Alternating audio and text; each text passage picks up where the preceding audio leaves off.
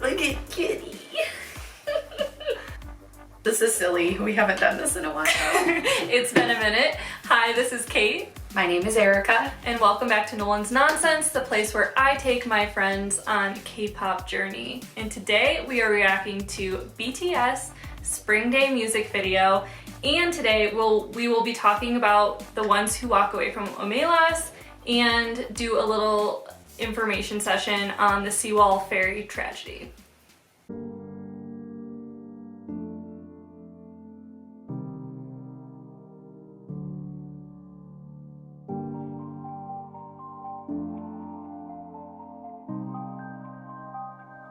But you did read The Ones Who Walk Away from Omelas just before this. Yes. And this was a short story that I read in my AP English class in high school. And it was in the Conformity and Rebellion section of the course. What did you think about The Ones Who Walk Away from Omelas? That's such a broad question. I like that it doesn't really lead you in one direction or the other. Like, you're left to make up your own decision about like who's right in the situation and who's not. Kitty. I got a cat. Ow! If we think of the child as the scapegoat for the civilization to thrive, that's like the condition in which everybody else can live in a perfect utopia, is that this human child has to suffer for everybody else to feel happy. They all know it's there, they all know something's suffering, and for some reason that makes their happiness click into place eternally. It's like the one condition for the utopia to stay. The utopia not go into a dystopia.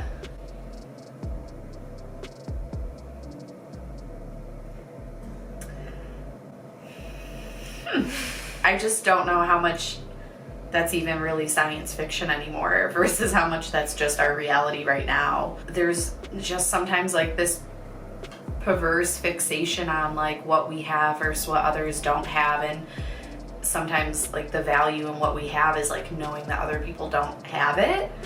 And I think that's a really short jump to what you're talking about in The Ones Who Walk Away from Omelas.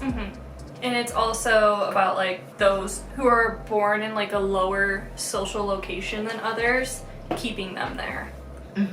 Yeah, and finding that happiness in like knowing that you have more than others, and like comparison culture, right? Maybe. The other thing I want you to keep in mind with The Ones Who Walk Away from Omelas is the title and the ending. So it's really the story about the ones who walk away.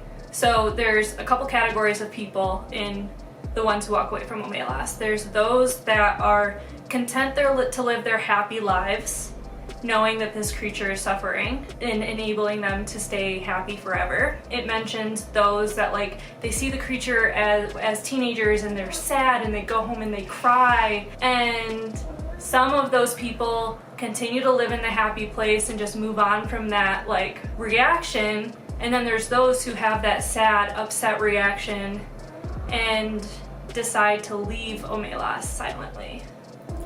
Yes, and the difference right between those last two categories is whether or not you can justify the pain of others for your own happiness, right? Like that middle group is like, yeah, I am sad, but then throughout like the course of that portion of the short story, they learn to justify it, and that's how they're able to move on from seeing the painful reality that they saw. So there is another group of people that aren't mentioned in The Ones Who Walk Away from Omelas. This group is the group who is upset, wants to see change, and speaks out on change. That is never mentioned. In our modern day society, we're seeing that more and more. We're seeing the group of people who speaks out against injustices and fights for change. But something to remember in that is that there's always going to be a group of people who are running the show, forcing those people to never experience the change that they're fighting for. So those people are also not written about in the book, right? Yeah. Kind of like the Oz behind the curtain, never really knowing who's in control of the situation. And it's just an old white dude.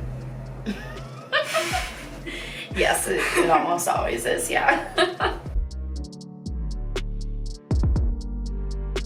And next we're gonna dive into the music video for Spring Day. I'm gonna have the lyrics on for this one because the lyrics are really integral to the message of the song. Okay, you know that's not my strong suit, so I'll be reading, so don't make fun of my reading face. Before we go any further into today's video, please go watch the original music video and any of the content that I show you. Go watch the originals and give them the views that they deserve.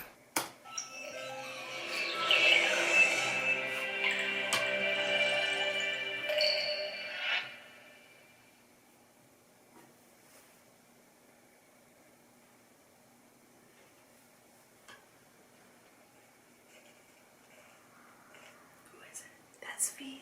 Okay. Remember to pause it when you have thoughts.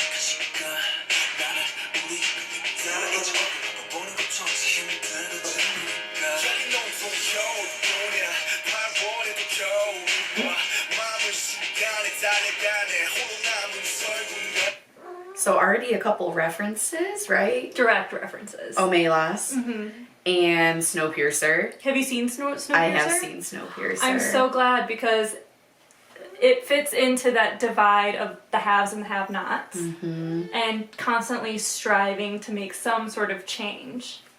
Yeah. That class struggle. Yeah.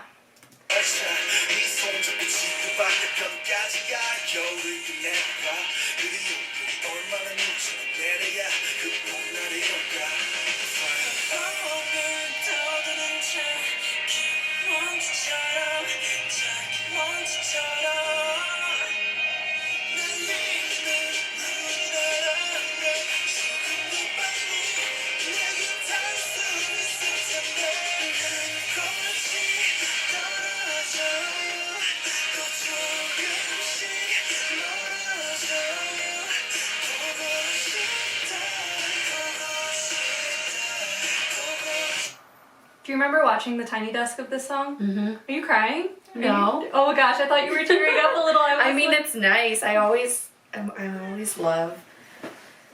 And I don't know if it's because you get so excited to share things with me and you curate them all so wonderfully for me, but I feel like you're really showing me just a really well thought out like piece of their hearts. And so I do try to pay a lot of attention, and you're probably not totally wrong if it looks like I'm a little like...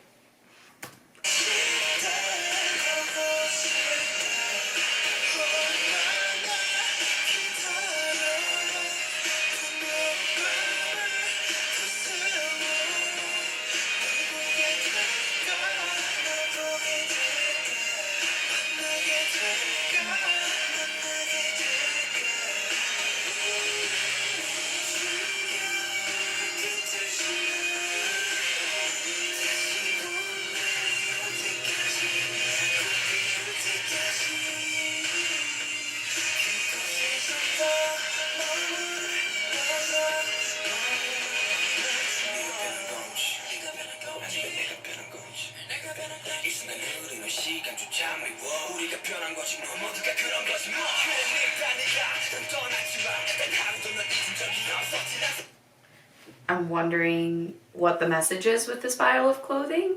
I feel like it can't only be an aesthetic choice. There are two references here with the pile of clothing.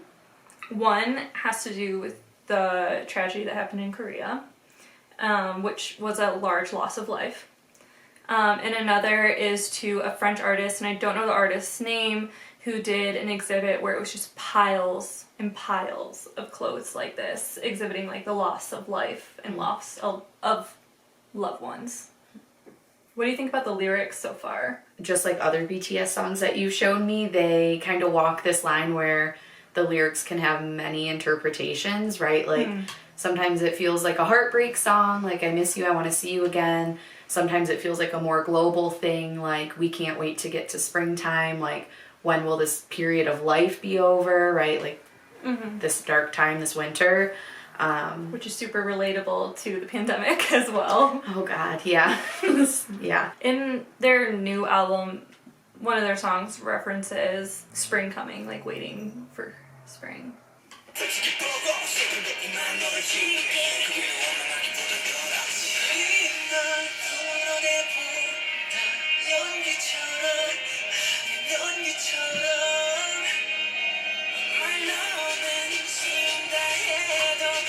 That was Guin.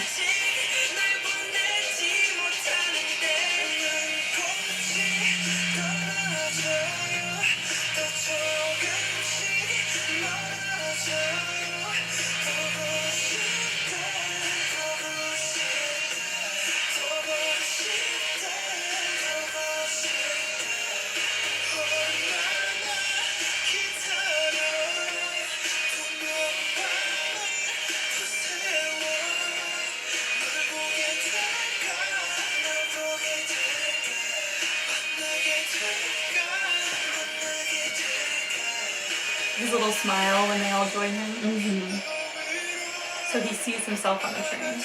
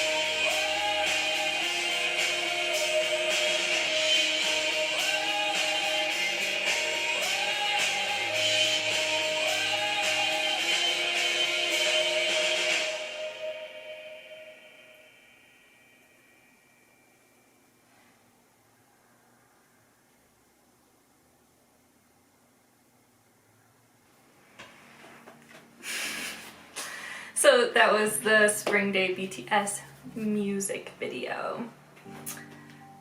I think we're gonna have more thoughts after we dive into some of the other information a little bit more.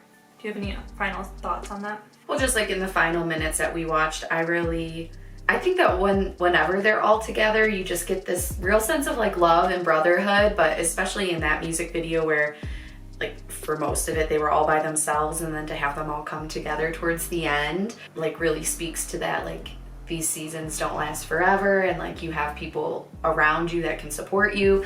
And then also the shoes over the tree branch really is a statement of like, we were here, like this really happened. That's just what I picked up on. Like the hanging of shoes is often used as a symbol for like somebody who's been lost.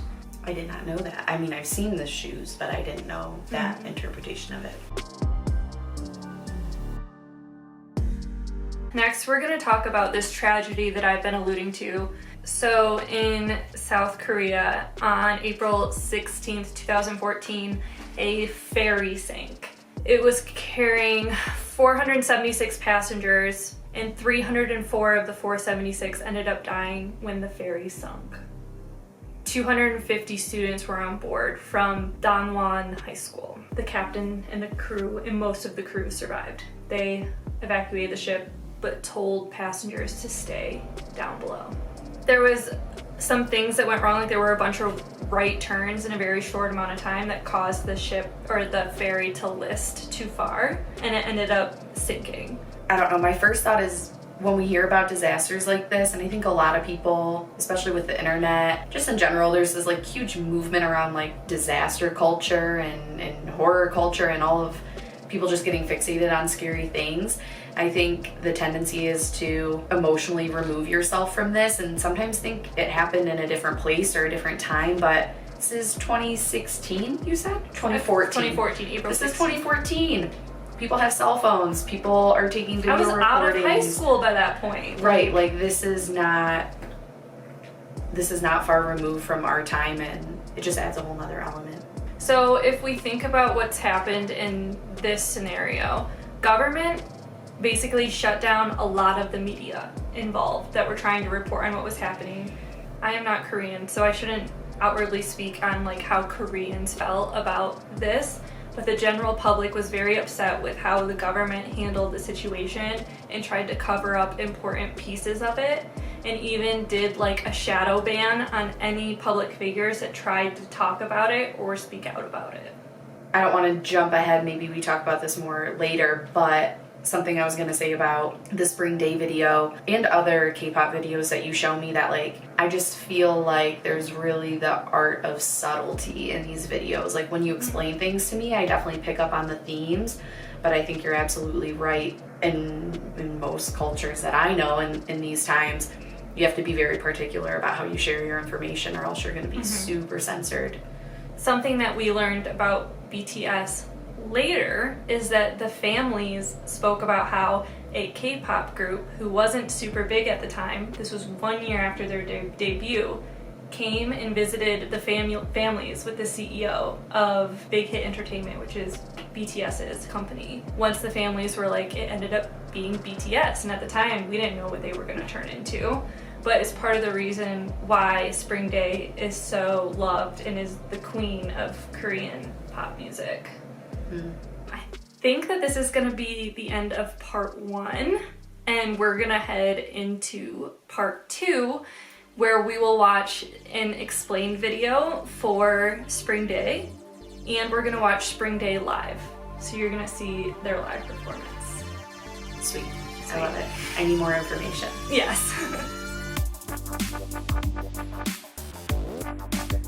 Okay, so I had to hop back on camera because I forgot to give Erica her Christmas present. Okay, close your eyes. Okay. What, are you putting something in front of my face? Uh-huh. Okay, go ahead. Okay. B.E. It's BTS's brand new album. I'm so excited. So we did talk. I did reference this album a couple times, right? And I am really excited to dig in with you. Yeah, so we're gonna dive into this at some point. Just go through it really quick. Okay. Western artists don't do this shit with their albums. It's gorgeous. Yes. So this is something we just talked about off the camera, but I feel like BTS is really raising the bar on what it means to be an entertainer, like how you engage with your fans, how you present your art, right? Like they're taking it seriously. They're not cranking out albums and just seeing how much money they can pull in. Like they're making pieces of culture that integrate video and sound and texture. Gorgeous. Caitlin, did you cry when you looked at this? I may have had like an emotion. I have one of my own. Oh, this is for me to keep? Yes! What did you think this was? I just thought I was like looking at yours and like this was the present. No. Oh my Yeah, dude. Thank you, Caitlin. Welcome. Oh. Yeah, so there's the album. I'm so excited. Is this a poster? They're both posters. Oh my god. Oh, I love that. And then they each have a letter to ARMY. God, they're just under like here. fashion icons too. Like, Yes, right? So that one's a full poster. oh my god, Caitlin, this is such a sweet Christmas present. Thank you. You're welcome. Did you ever share with your viewers what I got you for your birthday? No, I didn't. I'll go get it real quick because I sleep with it every single night. Erica got me this blanket. Yeah. For my birthday in October. And it has a best part. It has a hood. Well, thank you, Caitlin. I'm so excited to dive into this now. Be one step closer to being part of ARMY. So that was me giving Erica her Christmas present. Thanks, Caitlin. Oh, you're so welcome. Okay. Okay. Bye. Bye.